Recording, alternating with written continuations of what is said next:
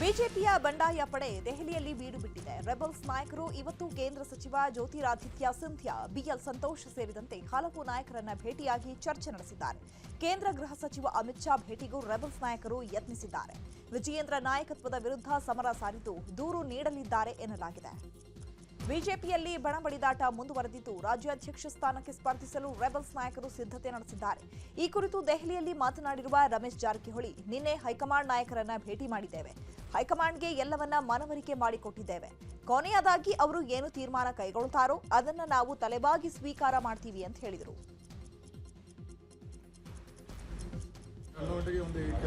ಪ್ರಮುಖರು ಭೇಟಿಯಾಗಿದ್ದೇವೆ. ನಾವು ಈ ಕೊನೆ ಅಂತಿರೋದ್ರಿಂದ ನಾವು ಮಾಧ್ಯಮ ಮುಂದೆ ಬಂದು ನಾವು ನಮ್ಮ ಸನ್ಮಾನ್ಯರು ಈಗ ಕೆಲವೊಬ್ಬರು ತಮ್ಮ ಹತಾಶೆ ಭಾವನೆ ಮಾತಾಡ್ತಾರಲ್ಲ, ಆ ಟೈಪ್ ಮಾತಾಡುವಂಥ ಸನ್ನಿವೇಶ ಇಲ್ಲ. ನಾವು ಈಗ ನಮ್ಮೆಲ್ಲ ಹೈಕಮಾಂಡ್ಗೆ ಮನವಿ ಮಾಡಿಕೊಟ್ರೆ ಅವ್ರ ಕೊನೆಯ ತೀರ್ಮಾನ ಏನು ತೊಗೊಂಡ್ರೆ ಅದನ್ನ ತಲೆಬಾಗಿ ನಾವು ಸ್ವೀಕಾರ ಮಾಡ್ತೀವಿ. ಅವರ ಕರ್ಮಕಾಂಡಗಳನ್ನ ನಾವು ಬಿಚ್ಚಿಡ್ತೀವಿ ಹೈಕಮಾಂಡ್ ಅಂತ ಯತ್ನಾಳ್ ಹೇಳಿದ್ದಾರೆ. ಏನು ಬಿಚ್ಚಿಡ್ತೀವಿ? ನಾ ಯತ್ನ ಕೇಳಿ ನಮ್ಗೆ ಅಂತ ಇಲ್ಲ, ಯತ್ನ ಹೇಳ್ತಾರೆ ಅವರು ಬಾಯಿ ಕೇಳಿ ಒಳ್ಳೆಯದು. ಈಗ ನಟ ಅವ್ರನ್ನ ಎಷ್ಟೊತ್ತಿ ಭೇಟಿ ಮಾಡ್ತೀರಿ ಸರ್? ಸಮಯ ಏನಾದ್ರು ಕೊಟ್ಟಿದ್ದಾರಾ? ನೀನು ಭೇಟಿಯಾಗಿದ್ದೆ. ಬಂಡಾಯ ನಾಯಕ ಯತ್ನಾಳ್ ಕೂಡ ದೆಹಲಿಗೆ ತೆರಳಿದ್ದು, ದೆಹಲಿಗೆ ತೆರಳುವ ಮುನ್ನ ಮಾಧ್ಯಮಗಳ ಜೊತೆ ಮಾತನಾಡಿ ವಿಜಯೇಂದ್ರ ವಿರುದ್ಧ ವಾಗ್ದಾಳಿ ನಡೆಸಿದ್ರು. ನಮ್ಮಲ್ಲಿ ತೀರ್ಮಾನ ಮಾಡಿ ರಾಜ್ಯಾಧ್ಯಕ್ಷ ಸ್ಥಾನಕ್ಕೆ ಅಭ್ಯರ್ಥಿ ಹಾಕ್ತೇವೆ ಎಂದಿರುವ ಯತ್ನಾಳ್, ಲಿಂಗಾಯತ ಕೋಟಾ ಬಂದ್ರೆ ಐ ಆಮ್ ರೆಡಿ ಅಂತ ಹೇಳಿದ್ದಾರೆ. ನಮಗೆ ಎಲ್ಲ ರಾಷ್ಟ್ರೀಯ ನಾಯಕರು ಸಮಯ ಕೊಟ್ಟಿದ್ದಾರೆ. ಸುಮ್ಮನೆ ದೆಹಲಿಗೆ ಹೋಗೋಕೆ ನಾವೇನು ಹುಚ್ಚರ ಹೀಗಂತ ಹೇಳಿರುವಂತಹ ಯತ್ನಾಳ್, ಯಾರೂ ತಲೆ ಕೆಡಿಸ್ಕೊಳ್ಬೇಡಿ ಅಂತ, ಎಲ್ಲವೂ ಕೂಡ ಒಳ್ಳೆಯದಾಗತ್ತೆ ಅಂತ ಹೇಳಿದ್ರು. ಜಾತಿವಾರ ಯಾರಿಗೆ ಪಕ್ಷ ಹಿಂದುಳಿದವ್ರು ಮಾಡಿದ್ರೆ ಇವರು, ದಲಿತರು ಮಾಡಿದ್ರೆ ಇವರು, ಲಿಂಗಾಯತರಾದ್ರೆ ಇವರು, ಹಿಂಗೊಂದು ನಾವು ಕೋಷ್ಟಕ ಹಾಕ್ಕೊಂಡಿವಿ. ಅದ್ರ ಪ್ರಕಾರ ಮಾಡ್ತೀವಿ. ಯಾರತ್ತ ನಾವು ನಾನೇ ತನ ಹೇಳೋದಿಲ್ಲ. ನಮ್ಮ ಜಾತಿ ಸಮೀಕರಣ ಮಾಡಿ ಎಲ್ಲ ಸಮುದಾಯದವ್ರಿಗೆ ಈಗೆಲ್ಲಪ್ಪ ನಾವು SC ಜನಾಂಗದವ್ರು ಮಾಡಬೇಕಾಗೈತೆ ರಾಜ್ಯಾಧ್ಯಕ್ಷ ಅಂದರೆ ಎಸ್ ಇವ್ರು ಮಾಡಿ, ಇವ್ರು ಮಾಡ್ರಿ. ಲಿಂಗಾಯತರು ಮಾಡಬೇಕಾಗಿತ್ತು ಅಂದ್ರೆ ನಾನೇ ಸ್ಪರ್ಧೆ. ಲಿಂಗಾಯತ ಹಿಂದೂ ಕೋಟಾ ಬೇಕಂದ್ರೆ ಐ ಆಮ್ ರೆಡಿ. ಯಾರು ಬೇಕಾದವ್ರ ವಿರುದ್ಧ ರೆಡಿ. ಯತ್ನಾಳ್ ಮುಖ್ಯಮಂತ್ರಿ ಆಗ ಸಾಮಾನ್ಯ ಜನರಿಗೆ ಹೋಗಿ ಕೇಳ್ರಿ ಹೇಳ್ತಾರೆ. ಯಾಕೆ ಹೇಳ್ತಾರೆ? ಈ ಮನುಷ್ಯ ಬಂದ್ರೆ ಕೆಲಸ ಮಾಡ್ತಾನಪ್ಪ, ರೊಕ್ಕ ತಿಂದು ದುಡ್ಡು ತಿಂದು ದುಬೈ ಇದರ ಕುವೈತ್ನಾಗ ಆಸ್ತಿ ಮಾಡುವಂಥ ಯೋಗ್ಯ ನನ್ನ ಮಗ ಅಲ್ಲ ಜನರಿಗೆ ಬಿಡ್ತದೆ. ಇವ ಯಾವ ರೀತಿ ಯತ್ನಾಳ್ರಿಂದ ಪಕ್ಷಕ್ಕೆ ಡ್ಯಾಮೇಜ್ ಆಗಿ ಹೋಗಿದೆ ಎನ್ನುವ ವಿಜಯೇಂದ್ರ ಹೇಳಿಕೆಗೆ ಶಾಸಕ ಯತ್ನಾಳ್ ತಿರುಗೇಟನ್ನು ಕೊಟ್ಟಿದ್ದು, ನಮ್ಮಿಂದ ಪಕ್ಷಕ್ಕೆ ಡ್ಯಾಮೇಜ್ ಆಗಿಲ್ಲ. ಯತ್ನಾಳ್ರಿಂದಲೇ ನಮ್ಮ ಪಾರ್ಟಿಯ ಕಾರ್ಯಕರ್ತರು ಜೀವಂತವಾಗಿದ್ದಾರೆ. ನಮಗೆ ಬೇರೆಯವರಂತೆ ದೇಶ ವಿದೇಶಗಳಲ್ಲಿ ಆಸ್ತಿ ಮಾಡಿರುವ ಆಸಕ್ತಿ ಇಲ್ಲ. ವಿಜೇಂದ್ರ ದುಬೈನಲ್ಲಿ, ಸಿಂಗಾಪುರದಲ್ಲಿ ಆಸ್ತಿ ಮಾಡಿಟ್ಟು ಏನ್ ಮಾಡ್ತಾನೆ? ಜನರಿಗೆ ದಾನ ಕೊಡು, ಒಳ್ಳೆಯದಾಗುತ್ತೆ. ಆದರೆ ಯಾರಿಗಾದ್ರೂ ಒಳ್ಳೆಯದಾಗಲಿ ಅಂತ ಹೇಳೋಕೆ ಅವರಿಂದ ಸಾಧ್ಯವೇ ಇಲ್ಲ ಅಂತ ವ್ಯಂಗ್ಯ ಮಾಡಿದ್ರು. ದಿಲ್ಲಿಯೊಳಗೆ ನಾವು ಒಂದೇ ಕಡೆ ಕೂಡಿ ಎಲ್ಲರೂ ಭೇಟಿ ಆಗೋದಿಲ್ಲ. ಎಲ್ಲ ನಾವು ಡಿವೈಡ್ ಮಾಡ್ಕೊಂಡಿವಿ. ನೀವು ಅವ್ರನ್ನ ಭೇಟಿಯಾಗು, ನೀವು ಇವ್ರನ್ನ ಭೇಟಿಯಾಗು, ಹಿಂಗೆಲ್ಲ ಮಾಡಿ ಒಂದೇ ಕಡೆ ಹೋಗಿ. ಆದರೆ ಎಲ್ಲ ಸಂಸದರು ನಮ್ಮ ಜೊತೆಗಿದ್ದಾರೆ. ಒಂದು ಇಬ್ರು ಇಲ್ಲಿ ಬಿಡ್ರಿ, ಅವ್ರ ಅಣ್ಣನೇ ಅದಾನ, ಅವಂಗೆ ನಮ್ಮ ದೊಡ್ಡ ಇರ್ತಾನೆ. ಎಲ್ಲ ದಿಕ್ಕುಗಳಿಂದನೇ ಇರುತ್ತೆ. ನಾವು ಹಿಂದುತ್ವ, ವಂಶ ಪಾರಂಪರ, ಕುಟುಂಬ ರಾಜಕಾರಣದಿಂದ BJP ಮುಕ್ತಾಗಿ ಅಲ್ಲಿಂದ ಭ್ರಷ್ಟಾಚಾರ ಆರೋಪ ಇರೋಂಥವ್ರು ನೇತೃತ್ವ ಕೊಡಬಾರ್ದು ಅನ್ನೋದು 3 ಪಾಯಿಂಟ್ ಬಿಟ್ಟರೆ ಅಜೆಂಡಾ ಬಿಟ್ಟು ನಮ್ದು ಇಲ್ಲ. ಈಗ ದೆಹಲಿಯಲ್ಲಿರುವ ಬಿಜೆಪಿ ಅತೃಪ್ತ ಬಣ ಸೇರಿಕೊಂಡಿದ್ದಾರೆ. ಮತ್ತೊಬ್ಬ ಬಿಜೆಪಿ ಹಿರಿಯ ನಾಯಕ, ಮಾಜಿ ಸಂಸದ GM ಸಿದ್ದೇಶ್ವರ್ ಕೆಂಪೇಗೌಡ ಅಂತಾರಾಷ್ಟ್ರೀಯ ವಿಮಾನ ನಿಲ್ದಾಣದಿಂದ ದೆಹಲಿಗೆ ತೆರಳಿದ್ದಾರೆ. ಸಿದ್ದೇಶ್ವರ್ ದೆಹಲಿಗೆ ತೆರಳುವ ಮುನ್ನ ಏರ್ಪೋರ್ಟ್ನಲ್ಲಿ ಸಿದ್ದೇಶ್ವರ್ ಮಾತನಾಡಿ, ಹೈಕಮಾಂಡ್ನವರು ನನ್ನ ಕೇಳಿದ್ರೆ ಖಂಡಿತ ಏನ್ ಹೇಳಬೇಕು ಅದನ್ನೇ ಹೇಳ್ತೀನಿ ಅಂತ ಹೇಳಿದ್ರು. ಬಿಜೆಪಿ ರೆಬಲ್ಸ್ ನಾಯಕರು ಹೈಕಮಾಂಡ್ ಭೇಟಿ ವಿಚಾರದ ಬಗ್ಗೆ ಮಾತನಾಡಿದ BY ವಿಜಯೇಂದ್ರ, ಬೆಂಗಳೂರಿನಿಂದ ಮೈಸೂರಿಗೆ ಪಾದಯಾತ್ರೆ ಮಾಡಿದ್ಯಾರು? ಭ್ರಷ್ಟ ಕಾಂಗ್ರೆಸ್ ಸರ್ಕಾರದ ವಿರುದ್ಧ CM ವಿರುದ್ಧ ಹೋರಾಟ ಮಾಡಿದ್ದು ನಮ್ಮ ಕಾರ್ಯಕರ್ತರು. ಈಗಾಗಲೇ ಈ ರೀತಿಯ ಹೇಳಿಕೆಯಿಂದ ಕಾರ್ಯಕರ್ತರೆಲ್ಲರೂ ನೊಂದಿದ್ದಾರೆ. ಅವರು ದೆಹಲಿ ನಾಯಕರ ಮುಂದೆ ಏನು ಅಭಿಪ್ರಾಯ ತಿಳಿಸಬೇಕೋ ತಿಳಿಸಲಿ. ನಾನು ಸಹ ದೆಹಲಿ ನಾಯಕರ ಸಂಪರ್ಕದಲ್ಲಿದ್ದೇನೆ, ಏನ್ ಮಾಹಿತಿ ಕೊಡಬೇಕೋ ಕೊಟ್ಟಿದ್ದೇನೆ ಅಂತ ಹೇಳಿದ್ದಾರೆ.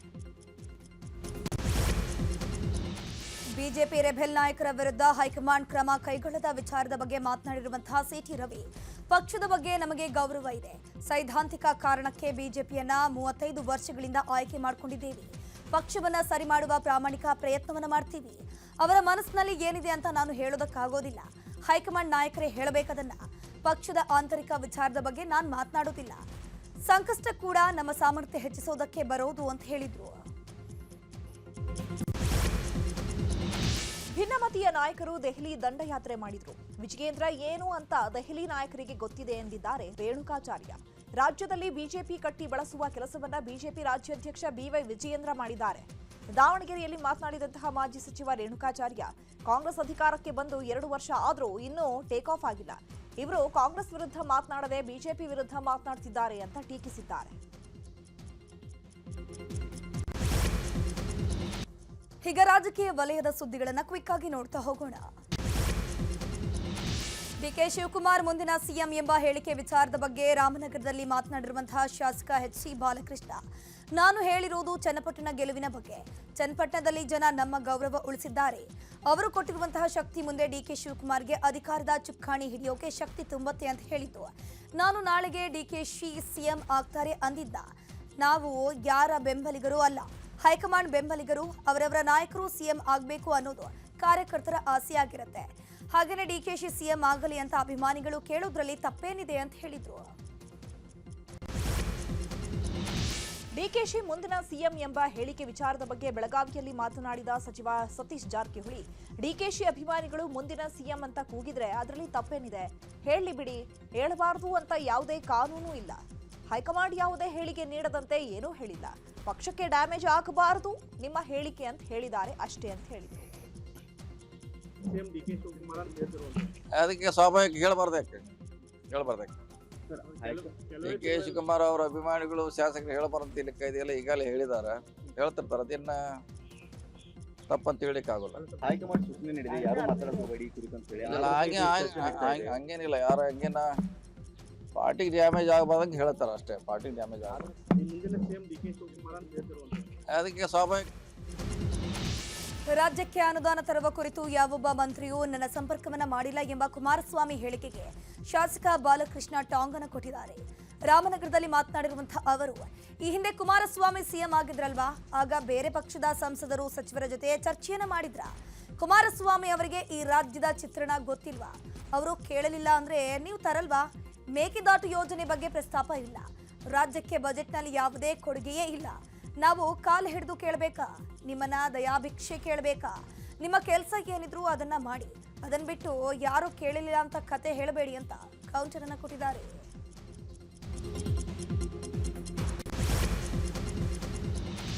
ವಿಜಯಪುರದ ಬಸವನ ಬಾಗೇವಾಡಿ ಪಟ್ಟಣದಲ್ಲಿ ಕ್ರಾಂತಿವೀರ ಬ್ರಿಗೇಡ್ ಕಾರ್ಯಕ್ರಮವನ್ನ ಕನ್ಹೇರಿ ಮಠದ ಕಾಡಸಿದ್ದೇಶ್ವರ ಸ್ವಾಮೀಜಿ ಸಮ್ಮುಖದಲ್ಲಿ ದೀಪ ಬೆಳಗಿಸುವ ಮೂಲಕ ಉದ್ಘಾಟನೆ ಮಾಡಲಾಯಿತು. ಬಳಿಕ ಕ್ರಾಂತಿವೀರ ಬ್ರಿಗೇಡ್ ಲಾಂಛನವನ್ನ ಬಿಡುಗಡೆ ಮಾಡಿದ್ರು.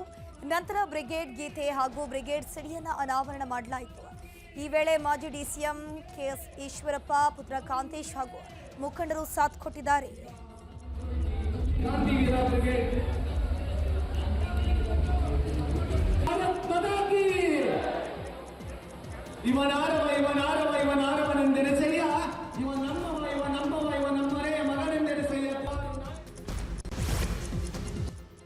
ರಾಜ್ಯ ಸುದ್ದಿಗಳನ್ನು ನೋಡ್ತಾ ಹೋಗೋಣ. ವಿಧಾನಸೌಧದಲ್ಲಿ ಬೀದಿ ನಾಯಿಗಳಿಗೆ ಶೆಲ್ಟರ್ ನಿರ್ಮಾಣ ಮಾಡಲು ಸ್ಪೀಕರ್ ಯುಟಿ ಖಾದರ್ ಐತಿಹಾಸಿಕ ತೀರ್ಮಾನ ತೆಗೆದುಕೊಂಡಿದ್ದಾರೆ.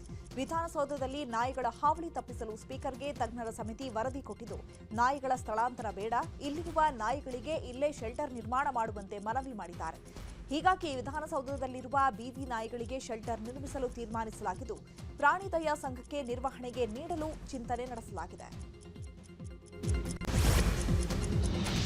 ಅಕ್ರಮ ಬಾಂಗ್ಲಾ ವಲಸಿಗರ ವಿರುದ್ಧ ನ್ಯೂಸ್ 18 ಕನ್ನಡ ನಿರಂತರವಾಗಿ ವರದಿಯನ್ನ ಬಿತ್ತರ ಮಾಡಿತ್ತು.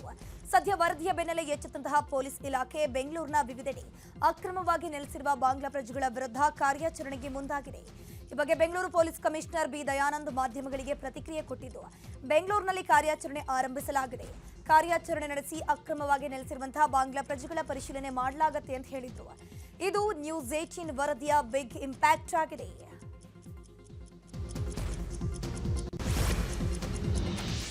ದಕ್ಷಿಣ ಕನ್ನಡ ಜಿಲ್ಲೆ ಕಡಬ ತಾಲೂಕಿನ ಕೋಡಿಂಪಾಳ ಸಮೀಪ ಬೈಕ್ ಮೇಲೆ ಮರ ಬಿದ್ದಿದೆ.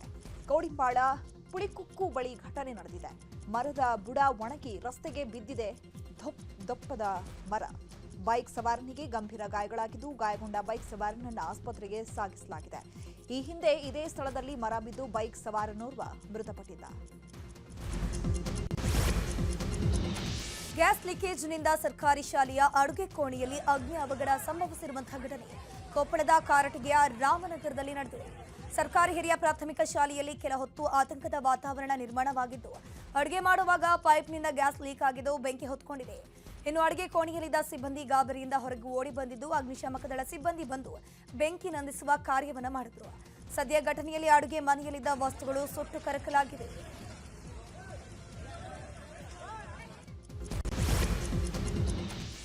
ಕುಂಭಮೇಳಗಳು ದೇಶದ ವೈಭವದ ಪ್ರತೀಕ. ಕುಂಭಮೇಳದ ಹಿನ್ನೆಲೆ ಭಾರತವನ್ನ ಗೌರವದಿಂದ ನೋಡಲಾಗ್ತಾ ಇದೆ ಎಂದಿದ್ದಾರೆ ಡಾಕ್ಟರ್ ಚನ್ನಸಿದ್ದರಾಮ ಪಂಡಿತಾರಾಧ್ಯ ಶಿವಾಚಾರ್ಯ ಸ್ವಾಮೀಜಿ. ಗದಗದಲ್ಲಿ ಮಾತನಾಡಿದ ಶ್ರೀಶೈಲ ಪೀಠದ ಸ್ವಾಮೀಜಿ, ಕುಂಭಮೇಳ ಸನಾತನ ಕಾಲದಿಂದಲೂ ನಡೆದುಕೊಂಡ ಧಾರ್ಮಿಕ ಪರಂಪರೆ. ಪ್ರಯಾಗ್ರಾಜ್ನಲ್ಲಿ ಈಗ ಪೂರ್ಣ ಕುಂಭಮೇಳ ನಡೀತಾ ಇದೆ. ಜನಸಂದಣಿ ಹೆಚ್ಚಾದಲ್ಲಿ ಸಹಜವಾಗಿ ಹೆಚ್ಚು ಕಡಿಮೆಯಾಗುವ ಸಾಧ್ಯತೆ ಇರುತ್ತೆ ಅಂತ ಹೇಳಿದರು.